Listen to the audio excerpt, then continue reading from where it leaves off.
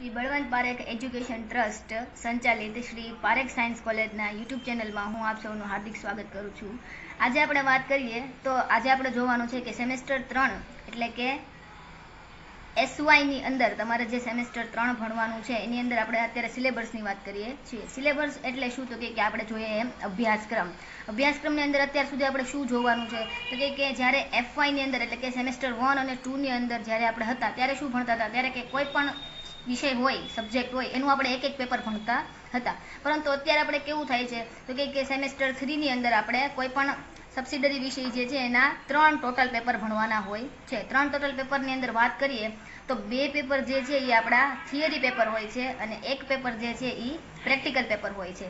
હવે થિયરી પેપરની વાત કરીએ તો paper number zoo CC303, paper number 1 આપણું ઝૂ CC303, પેપર નંબર 1. બીજું કયું તો કે ઝૂ CC304 જે આપણું પેપર નંબર 2. આ બંને પેપર જે છે એ આપણા કયા પેપર છે તો કે બેઝડ ઓન થિયરી પેપર, એટલે કે આપણે થિયરી એની અંદર ભણવાની હોય છે. હવે તમે જાણો છો કે યુનિવર્સિટીની એક્ઝામિનેશનની અંદર આપણે ટોટલ પેપર આખું પેપર જે છે એ કેટલા તો કે 70 માર્ક્સનું હોય છે અને ઇન્ટરનલ પેપર જે છે એ 30 માર્કનું હોય છે. એમ કરીને ટોટલ આપણું આખું પેપર જે છે એ કેટલાનું બને છે તો કે 100 માર્ક્સનું.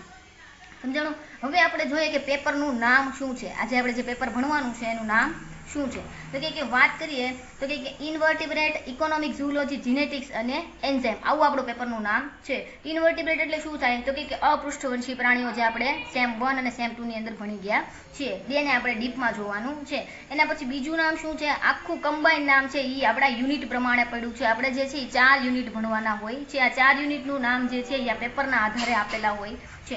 હવે આપણે જોઈએ કે ઇકોનોમિક ઝૂલોજી. ઇકોનોમિક ઝૂલોજી એટલે શું થાય તો કે કોઈ પણ પ્રાણી જે છે એની આર્થિક અગત્યતા કેવી છે, ઝૂલોજીના જે કાંઈ પ્રાણીઓ આપણે ભણીએ છીએ એની આર્થિક અગત્યતા શું છે એ આપણે જોવાનું છે.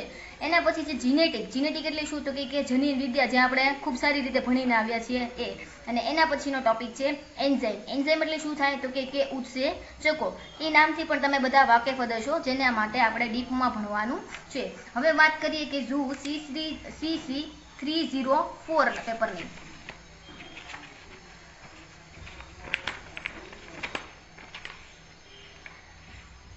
પેપરનું નામ શું છે તો કે ઝૂ CC304.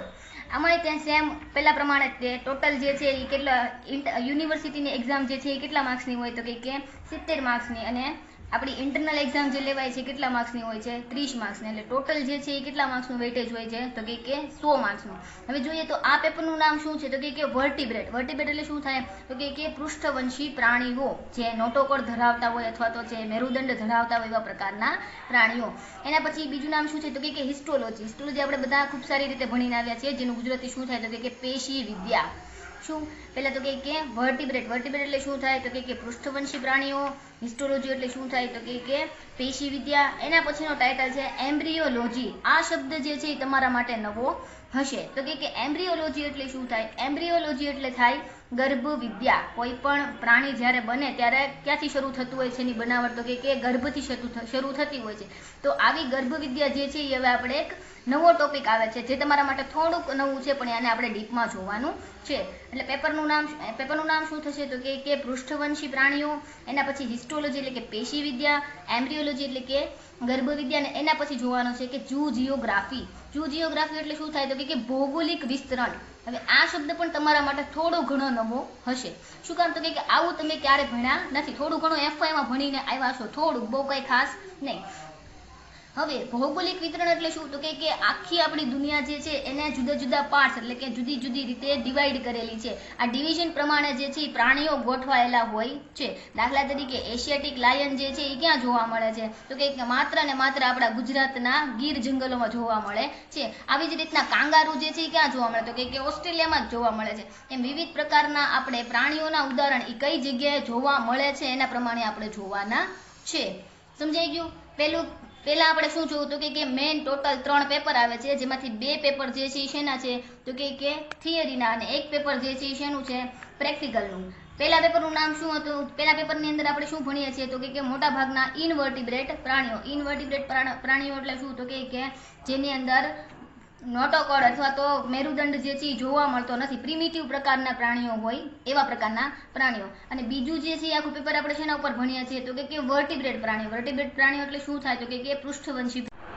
ચાલો હવે આપણે વાત કરીશું યુનિટની. તો આપણે જે છે એ ટોટલ 4 યુનિટ જે છે એ ભણવાના હોય છે.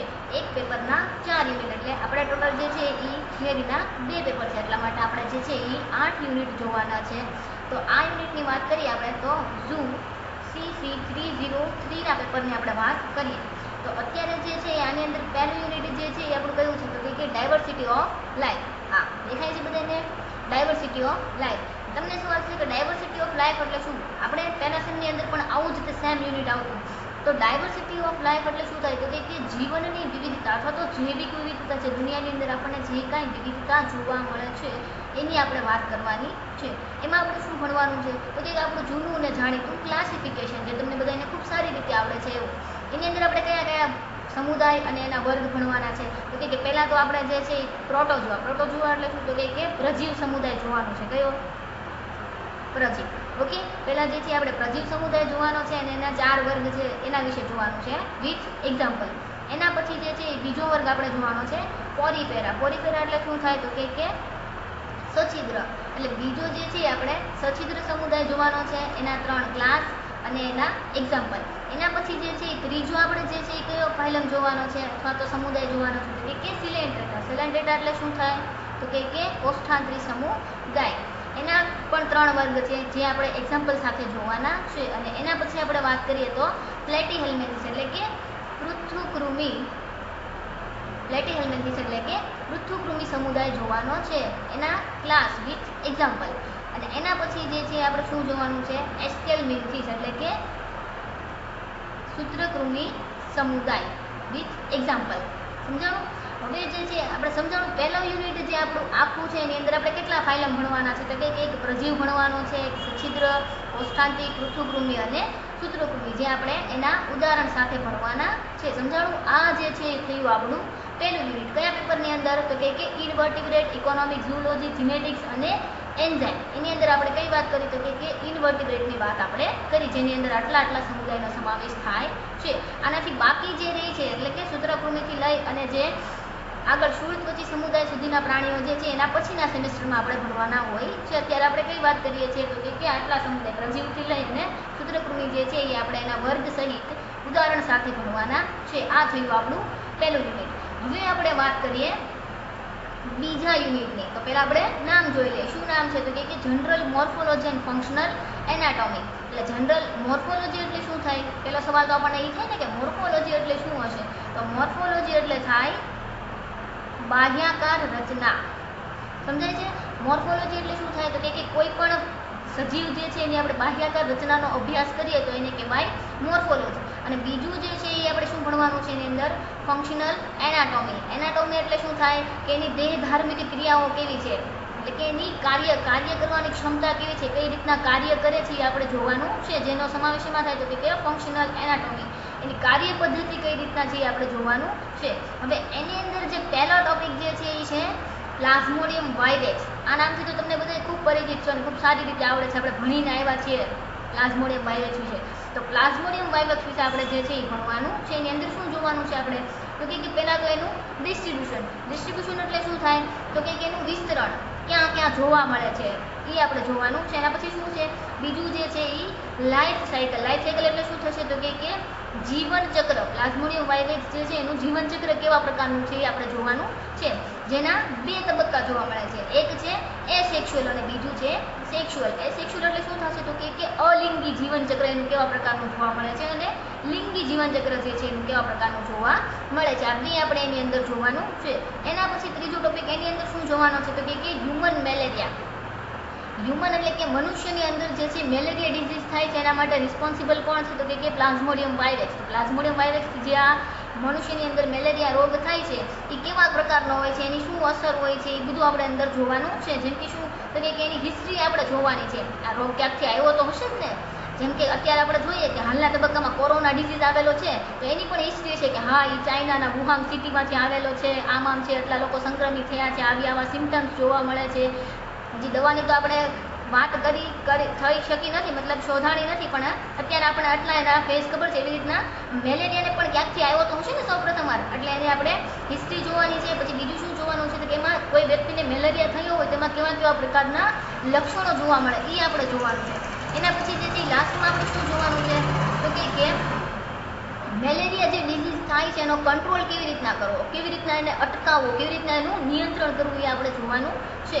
એની અંદર બીજું જે છે એ આપણે શું ભણવાનું છે, પ્રાણી લ્યુકોસોલેનિયા આપણે ભણવાનું છે, જેની અંદર એ ક્યાં જોવા મળે છે, પછી એનું બાહ્યાકાર રચના કેવા પ્રકારની હોય છે. બોડી વોલ એટલે શું થશે તો કે એની શરીર દિવાલ જે છે એ કેવા પ્રકારની જોવા મળે છે. રીપ્રોડક્શન એટલે શું થશે તો કે એમાં પ્રજનન કેવા પ્રકારનું જોવા મળે છે, અને ડેવલપમેન્ટ એટલે કે એની અંદર વિકાસ જે છે એ કેવા પ્રકારનો જોવા મળે છે, જે આપણે જોવાનું છે. સમજાણું? હવે એના પછીનો એની અંદર એટલે કે યુનિટ 2 ની અંદર જ તે એની અંદર નવું એક પ્રાણી મૂકેલું છે, લીચ. લીચ એટલે શું થશે તો કે જળો. સમજાણું? લીચ એટલે શું થાય તો કે જળો. નામ તમે સાંભળેલું હશે, જળામણ. હવે એની જળાની અંદર આપણે શું ભણવાનું છે તો કે જળાના જે છે એ એક્સટર્નલ મોર્ફોલોજી એટલે કે આપણે કીધા એમ બાહ્યાકાર લક્ષણો. સમજાય છે કે જળાની અંદર બાહ્યાકાર લક્ષણો કેવા હોય, બહારથી આપણે જળાને જોઈએ તો એ કેવા પ્રકારનું દેખાય છે. બીજું શું છે તો કે બોડી વોલ અને લોકોમોશન, એની શરીર દિવાલ જે છે એ કેવા પ્રકારની હોય છે, અને એની અંદર પ્રચલન જે છે હલનચલન કઈ રીતના કરે છે એ આપણે જોવાનું છે. એના પછી જે છે એની ડાયજેસ્ટિવ સિસ્ટમ જોવાની છે, એટલે શું થાય તો કે એનું પાચન તંત્ર. પછી છે એક્સક્રીટરી સિસ્ટમ એટલે કે એને ઉત્સર્જન તંત્ર.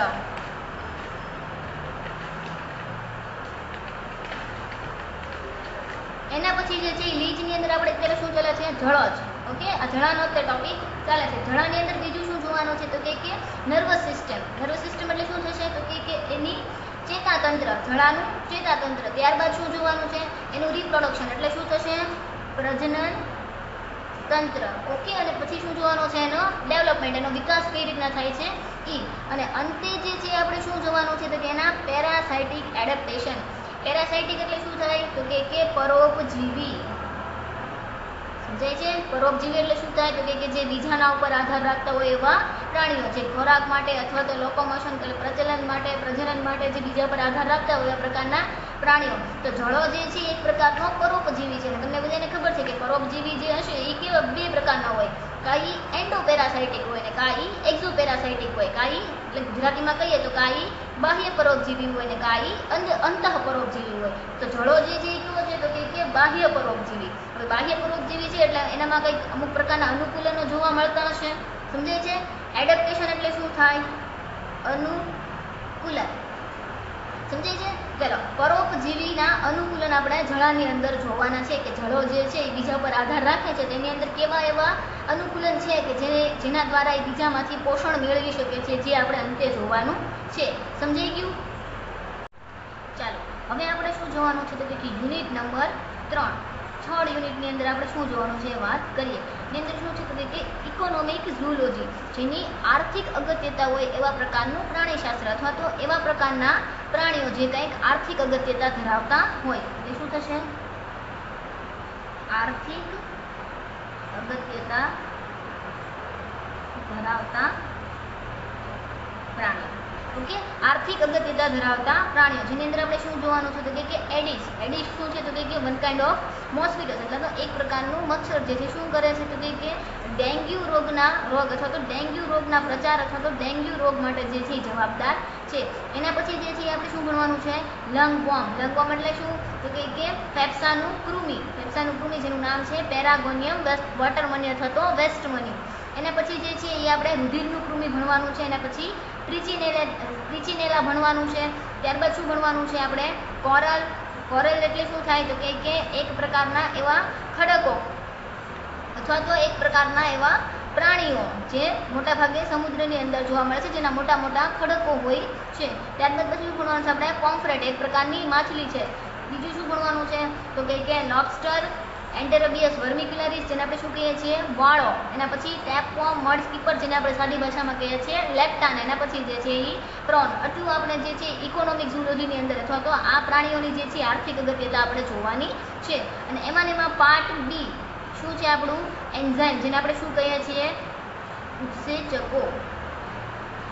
સમજાણું? આ નામથી તો તમે બધા પરિચિત હશો, એન્ઝાઇમ. તો એમાં આપણે શું જોવાનું છે તો કે પહેલા તો એન્ઝાઇમનું ઇન્ટ્રોડક્શન, પ્રસ્તાવના જે છે એ કેવા પ્રકારની પ્રસ્તાવના આપણે થોડી ઘણી બાંધવાની છે. ત્યારબાદ શું જોવાનું છે, એન્ઝાઇમનું ક્લાસિફિકેશન અથવા તો નોમેનક્લેચર. એના પછી આપણે જોવાનું છે તેની પ્રોપર્ટી, કેવા પ્રકારના ગુણધર્મો ધરાવે છે. બીજું શું જોવાનું છે તો કે મિકેનિઝમ, કેવા પ્રકારના એક્શન આપે છે અથવા તો મોડ ઓફ એક્શન એની કેવા પ્રકારની છે, કેવા પ્રકારની રિએક્શન આપે છે એ આપણે જોવાનું છે. અને ત્યારબાદ જે છે શું છે તો કે એની અલગ અલગ જે છે વિવિધ કન્ડિશન્સ, વેરિયસ કન્ડિશન એટલે શું થાય, અલગ અલગ કન્ડિશન અથવા તો અલગ અલગ સિચ્યુએશન હોય ત્યારે કેવી કેવી અસર આપે છે અથવા તો એની એક્ટિવિટી કેવા પ્રકારની હોય એ આપણે જોવાનું છે. જેમાં શું આપણે જોઈએ છે તો કે ટેમ્પરેચર છે, એન્ઝાઇમ છે, પીએચ છે, પછી સબસ્ટ્રેટનું કોન્સન્ટ્રેશન વધારે હોય ત્યારે જે છે એન્ઝાઇમ કેવા કેવા પ્રકારની એક્ટિવિટી આપે છે અથવા તો કેવા કેવા પ્રકારની રિએક્શન આપે છે એ આપણે જોવાનું છે. એના પછી આપણે શું જોવાનું છે તો કે એન્ઝાઇમનું ક્લાસિફિકેશન જે છે એ આપણે ડીપમાં જોવાનું છે. અને અંતે જે છે એ શું જોવાનું છે તો કે એના બાયોલોજિકલ ફંક્શન, એના જૈવિક કાર્યો કેવા કેવા પ્રકારના છે. આ થયું આપણું ત્રીજું યુનિટ, જેની અંદર આપણે બે વસ્તુ ભણવાની છે.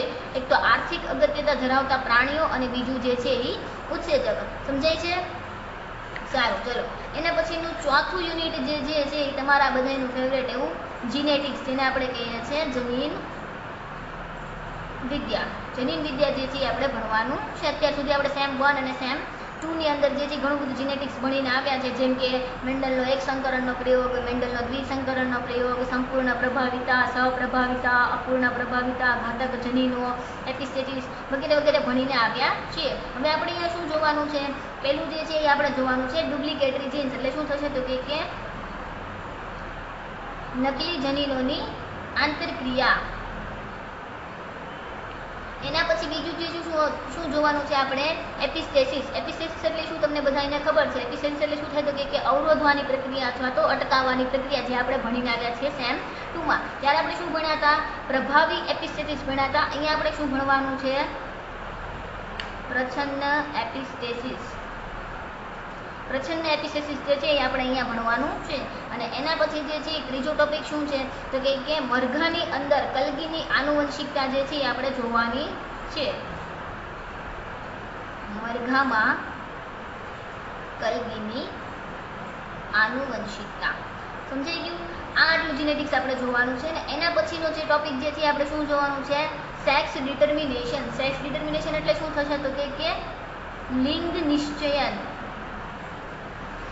લિંગ નિશ્ચયન જે છે આપણે જોવાનું છે. હવે તમને ખબર નહીં હોય કે લિંગ નિશ્ચયન એટલે શું, તો લિંગ નિશ્ચયન એટલે શું થાય બાળકો, કે કોઈ પણ આવનાર પ્રાણીનું જે બેબી છે અથવા તો બાળક જે છે એ નર થશે કે માદા, એ નક્કી કરતા જે ફેક્ટર અથવા તો જે કારકો જે છે અથવા તો જે ઘટના જે છે એને આપણે કહીએ છીએ લિંગ નિશ્ચયન. લિંગ એટલે શું થાય, સેક્સ. નર હશે કે માદા, સ્ત્રી હશે કે પુરુષ, એ નક્કી કરતા કારણો અથવા તો એના માટે જવાબદાર જે છે એને આપણે કહીએ છીએ સેક્સ ડિટર્મિનેશન અથવા તો લિંગ નિશ્ચયન. જેની અંદર આપણે શું ભણવાનું છે તો કે વિવિધ પ્રકારના લિંગ નિશ્ચયન કરતા કારકો વિશે ભણવાનું છે. કોની કોની અંદર ભણવાનું છે તો કે પહેલું જે છે આપણે ડ્રોસોફિલાની અંદર ભણવાનું છે, જે એક પ્રકારની ફળ માખી છે, તમે બધા ભણ્યા છો. બીજું જે છે બટરફ્લાય એટલે કે પતંગિયાની અંદર જોવાનું છે. ત્રીજું જે છે આપણે ગ્રાસહોપર. ગ્રાસહોપર એટલે શું થાય, એક પ્રકારનું તીડ, સંધિપાદ સમુદાયનું પ્રાણી, એની અંદર આપણે જોવાનું છે. અને અંતે જે છે એ મનુષ્યની અંદર આપણે લિંગ નિશ્ચયન જોવાનું છે. એના પછી જનીન બેલેન્સ થિયરી આપણે જોવાની છે અને ગાયનેન્ટ્રોમોર્ફ આપણે જોવાનું છે. ત્યારબાદ વાત કરીએ તો એન્વાયરમેન્ટ. એન્વાયરમેન્ટ એટલે શું થાય તો કે વાતાવરણ જે છે અમુક પ્રકારના પ્રાણીની અંદર જે છે એ વાતાવરણ જે છે એ લિંગ નિશ્ચયન કરતું હોય. સમજાય છે? વાતાવરણના આધારે જે છે એ બાળકની લિંગ નક્કી થતું હોય છે. એવા પ્રકારના પ્રાણીઓ વિશે આપણે ભણવાનું છે. જેના એક્ઝામ્પલમાં આપણને બોનેલિયા આપેલું છે. એટલે કે બોનેલિયાની અંદર આપણે વાતાવરણ દ્વારા થતું લિંગ નિશ્ચયન જોવાનું છે. એના પછી આપણે શું જોવાનું છે તો કે હોર્મોન થિયરી જોવાની છે. હોર્મોનલ થિયરી એટલે શું થાય બાળકો તો કે અંતઃસ્ત્રાવો દ્વારા જે લિંગ નિશ્ચયન થતું હોય, અંતઃસ્ત્રાવો દ્વારા જે લિંગ નિશ્ચયન થતું હોય એ આપણે જોવાનું છે. જેના એક્ઝામ્પલમાં આપણે જોશું ફ્રી માર્ટિન. એના પછી જે છે એ મેટાબોલિક ડિફરન્શિએશન થિયરી જોવાની છે. એટલે શું થાય તો કે ચયાપચયની ક્રિયાઓ દ્વારા જે છે એ લિંગ નિશ્ચયન થતું હોય એ આપણે જોવાનું છે. ને એના પછી જે છે લાસ્ટમાં તો કે effect of parasites in a sex determination. અમુક પ્રકારના પેરાસાઇટ્સ જે છે, પરોપજીવીઓ જે છે એ અમુક પ્રકારના પ્રાણીઓની અંદર રહેતા હોય ને એની અંદર જે છે એનું લિંગ નિશ્ચયન કરતા હોય છે. તો એ પણ આપણે આમાં જોવાનું છે. સમજાય છે? સરસ. તો ચાલો આપણે આ પેપરના જે છે 4 યુનિટ સમજી લીધા છે. હવે આમાં કોઈને કાંઈ ડાઉટ હોય તો આપણે તમે વોટ્સએપમાં આપણું જે ગ્રુપ બનાવેલું છે તેમાં મને પૂછી શકો છો. ચાલો હવે આપણે વાત કરવાની છે પેપર નંબર CC304 એટલે કે આપણું વર્ટિબ્રેટ વાળું પેપર, જેની અંદર વર્ટિબ્રેટ, હિસ્ટોલોજી, એમ્બ્રિયોલોજી અને ઝૂ જિયોગ્રાફી આપણે આવેલા છે. એની અંદર પણ સેમ 4 યુનિટ છે અને 4 યુનિટ આપણે ડીપમાં જોવાના છે. આ 4 યુનિટની વાત કરીએ તો પહેલા યુનિટની અંદર જે શું છે તો કે ક્લાસિફિકેશન, પણ કોનું તો કે કોર્ડેટનું. એની અંદર આપણે કોને કોને જોવાનું છે તો પહેલા તો જે છે એ પ્રોટોકોર્ડેટ એટલે શું થશે તો કે પ્રમેરુદંડી પ્રાણીઓ છે, તો તમે ભણીને આવ્યા છો એ પ્રમેરુદંડીના પ્રાણીઓની અંદર આપણે એના એક્ઝામ્પલ સહિત અંદર ડીપમાં જોવાનું છે. એના પછી શું જોવાનું છે તો કે એની એફિનિટી. એફિનિટી એટલે શું થાય તો કે સમાનતા. સમજાણું? એફિનિટી એટલે શું થાય તો કે સમાનતા. હવે આ પ્રમેરુદંડી સમુદાયના અથવા સમુદાયના જે પ્રાણીઓ જે છે એ બીજા પ્રાણીઓ સાથે કેવા પ્રકારની સમાનતા ધરાવે છે તો કે પ્રમેરુદંડી પ્રાણીઓ જે છે એ ભૂપૂરક સાથે કેવી સમાનતા ધરાવે, અથવા તો જે છે એ ચુષ્મુખા સાથે કેવા પ્રકારની સમાનતા જોવા મળે, એનામાં શું એવું સરખું જોવા મળે છે એ આપણે જોવાનું છે. એટલે એને શું કહીશું આપણે એફિનિટી ઓફ પ્રોટોકોર્ડેટ્સ. એટલે શું થશે તો કે પ્રોટોકોર્ડેટ્સ એટલે પ્રમેરુદંડીની સમાનતા જે છે બીજા ફાઇલમ સાથેની આપણે જોવાની છે. એના પછી આપણે શું જોવાનું છે તો કે સાયક્લોસ્ટોમાટા, જેને આપણે કહીએ છીએ ચુષ્મુખા. ચુષ્મુખાની અંદર આપણે વિથ એક્ઝામ્પલ એનું ક્લાસિફિકેશન જોવાનું છે. એના પછી શું છે તો કે આપણે ભણવાનું છે મત્સ્ય. પીસીસ એટલે શું થાય તો કે મત્સ્ય. મત્સ્યની અંદર પણ આપણે એના એક્ઝામ્પલ સાથે અંદર ક્લાસિફિકેશન જોવાનું છે. અને એના પછી જે છે આપણે શું જોવાનું છે તો કે એમ્ફીબિયા. એમ્ફીબિયા એટલે શું થશે તો કે ઉભયજીવી. સમજાય છે? એટલે પહેલા યુનિટની અંદર આપણે શું જોવાનું છે તો કે પ્રમેરુદંડીથી લઈ ને આપણે ઉભયજીવી સુધીનું ક્લાસિફિકેશન જે છે એ આ યુનિટની અંદર જોવાનું છે. સમજાય છે? વિથ પ્રાણીઓના એક્ઝામ્પલ. હવે આપણે વાત કરીએ યુનિટ નંબર 2. યુનિટ નંબર 2 ની અંદર વાત કરીએ તો એમાં આપણે જે પ્રાણી ભણવાનું છે એનું નામ છે સ્કોલિયોડન. સ્કોલિયોડન એટલે શું થશે? શાર્ક, અથવા તો જેને કહેવાય ડોગ ફિશ. સમજાય છે? સ્કોલિયોડન એટલે શાર્ક. શાર્ક માછલી તમે સાંભળ્યું હશે નામ, તો શાર્ક માછલી વિશે આપણે ભણવાનું છે. જેમાં આપણે શું જોવાનું છે તો કે એના બાહ્યાકાર લક્ષણો જોવાનું છે, પછી એનું શું જોવાનું છે પાચન તંત્ર જોવાનું છે, એનું ધમની તંત્ર જોવાનું છે, એનું મગજ જે છે એ કેવા પ્રકારનું હોય છે, કેવા પ્રકારના કાર્યો કરે છે આપણે જોવાનું છે. પછી એક નવો શબ્દ આવ્યો છે યુરિનોજેનાઇટલ સિસ્ટમ. યુરિનોજેનાઇટલ સિસ્ટમ એટલે શું થશે તો કે મૂત્રજનન તંત્ર. સમજાય છે? અત્યાર સુધી જે છે તમે શું ભણ્યા હશો તો કે ખાલી પ્રજનન તંત્ર ભણ્યા હશો, પરંતુ હવે આપણે શું ભેગું ભણવાનું આવશે? મૂત્રજનન તંત્ર. મૂત્રજનન તંત્ર અને પ્રજનન તંત્ર જે છે થોડુંક અલગ છે. કઈ રીતના તો કે મૂત્રજનન તંત્રની અંદર જે છે એનું ઉત્સર્જન તંત્ર અને પ્રજનન તંત્ર બંને જે છે કમ્બાઈન હોય છે. કમ્બાઈન એટલે શું તો કે ભેગું થતું હોય, ક્યાંકથી જોડાયેલું હોય એવા પ્રકારનું. જ્યારે પ્રજનન તંત્રની અંદર શું હોય છે તો કે બંને સેપરેટ હોય છે. પ્રજનન તંત્રની અંદર પ્રજનન અંગો જે છે એ પોતાનું કામ કરતા હોય અને ઉત્સર્જન અંગો જે છે એ પોતાનું કામ કરતા હોય છે. જ્યારે મૂત્રજનન તંત્રની અંદર શું થાય તો કે બંને કમ્બાઈન થતા હોય છે, બંને ભેગા થઈ જતા હોય છે. એટલે આ એક તમે ખાસ યાદ રાખજો, પોઈન્ટ લખી નાખજો, યુરિનોજેનાઇટલ સિસ્ટમ જેને ઇંગ્લિશમાં કહેવાય. એના પછી આપણે જે છે શાર્કનું શું જોવાનું છે? ઇન્ટરનલ ઇયર જોવાનું છે. પછી એના ભીંગડાના પ્રકાર જોવાના છે, એના ફિન એટલે કે એની અંદર જે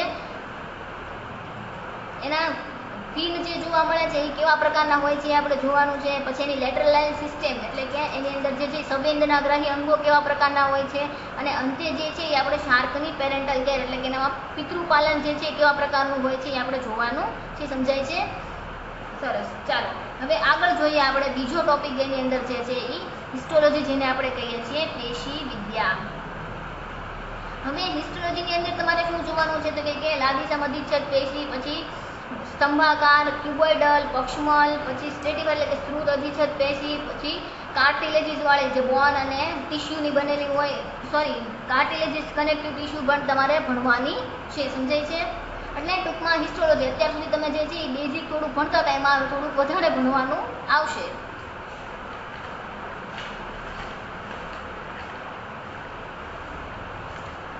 ચાલો ત્યારબાદ વાત કરીએ આપણે યુનિટ નંબર 3ની. હવે યુનિટ નંબર 3 ની અંદર આપણે શું ભણવાનું છે? અહીંયા આપેલું છે પ્રાણીનું નામ. તમે સારી રીતે જોયા હશે. હમણાં તો સિઝન ચાલે છે ચોમાસાની એટલે દેખાતા પણ હશે ફ્રોગ. ફ્રોગને જેને આપણે ગુજરાતીમાં કહીએ છીએ દેડકો, જે આપણે આખો આમાં ભણવાનું છે. જેની અંદર એના એક્સટર્નલ કેરેક્ટર એટલે કે બાહ્યાકાર બહારથી જુઓ તો દેડકો કેવો દેખાય છે, એનું પાચન તંત્ર જે છે કેવા પ્રકારનું હોય છે, એનું ધમની તંત્ર કેવા પ્રકારનું હોય છે, પછી એનું મેલ યુરિનોજેનાઇટલ સિસ્ટમ. હમણાં જ આપણે કીધું હતું યુરિનોજેનાઇટલ સિસ્ટમ એટલે શું થશે? મૂત્ર જનન તંત્ર. પણ અહીંયા આપણે કોનું ભણવાનું છે? મેલનું. એટલે શું થશે? નર મૂત્ર જનન તંત્ર. કોનું? દેડકાનું. ઓકે, સમજાય છે? નર મૂત્ર જનન તંત્ર દેડકાનું આપણે ભણવાનું છે. અને બીજું જે છે શું છે તો કે ફિમેલ રિપ્રોડક્ટિવ સિસ્ટમ. ફિમેલની અંદર શું જોવા મળે છે? યુરિનોજેનાઇટલ સિસ્ટમ જોવા નથી મળતી. શું જોવા મળે છે? Reproductive system. રિપ્રોડક્ટિવ સિસ્ટમ એટલે શું થશે? પ્રજનન તંત્ર. સમજાય છે? નર દેડકાની અંદર જે છે મૂત્ર જનન તંત્ર જોવા મળે છે, જ્યારે માદા દેડકાની અંદર શું જોવા મળે છે? માત્ર પ્રજનન તંત્ર જોવા મળે છે. ડિફરન્ટ છે, યાદ રાખજો.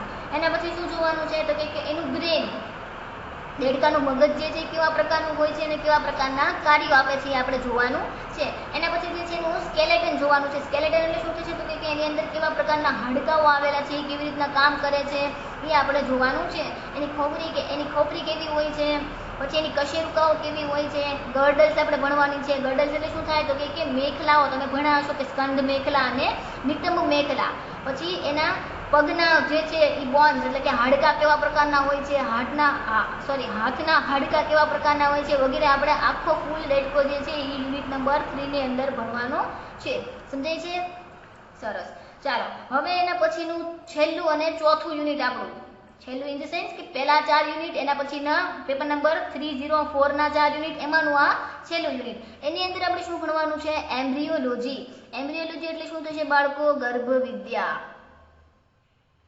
ગર્ભવિદ્યા એટલે નામ પરથી ખબર પડે કે કોઈ ગર્ભનો આપણે અભ્યાસ કરતા હોય તો એને ગર્ભવિદ્યા કહેવાય. તો અહીંયા આપણે કોને ભણવાની છે તો કે એમ્ફિઓક્સસની. શું ભણવાનું છે આપણે? એમ્ફિઓક્સસ. ચાલો અહીંયા આપણે કોને ગર્ભવિદ્યા ભણવાની છે તો કે એમ્ફિઓક્સસની. હવે એની અંદર આપણે શું ભણવાનું છે તો કે એના એગ એટલે કે એના ઈંડા જે છે એ કેવા પ્રકારના હોય છે? ફર્ટિલાઇઝેશન એટલે કે એની અંદર ફલનની ક્રિયા કઈ રીતે થાય છે. પછી આવે છે ક્લીવેજ. ક્લીવેજ એટલે શું થાય તો કે વિખંડન. એની અંદર વિખંડન કેવા પ્રકારનું થાય છે. પછી એની અંદર અલગ અલગ સ્ટેજ આવશે. જેમ એમ્બ્રિયો મોટો થતો જાય એની અંદર ડિફરન્શિએશનની ઘટના થતી જાય એટલે નવા અલગ અલગ સ્ટેજ આવતા જાય, જેમાં ગેસ્ટ્રુલેશન અને બ્લાસ્ટુલેશન જે આપણે છે એ જોવાનું છે. અને એના પછી છેલ્લે આપણે શું જોવાનું છે તો કે એનું લાર્વાનું ડેવલપમેન્ટ અથવા તો એનું ડીંભનું ડેવલપમેન્ટ કઈ રીતના થાય છે એ આપણે જોવાનું છે. સમજાઈ ગયું? એના પછીનો ટોપિક એમાં છે ઝૂ જિયોગ્રાફી. હવે મેં તમને કીધું હતું કે ઝૂ જિયોગ્રાફી એટલે શું થાય તો કે ભૌગોલિક વિતરણ અથવા તો ભૌગોલિક વિસ્તરણ. સમજાય છે? હવે ભૌગોલિક વિસ્તરણની અંદર આપણે શું જોવાનું છે તો કે પ્રાણીઓ જે છે કઈ રીતના વહેંચાયેલા છે.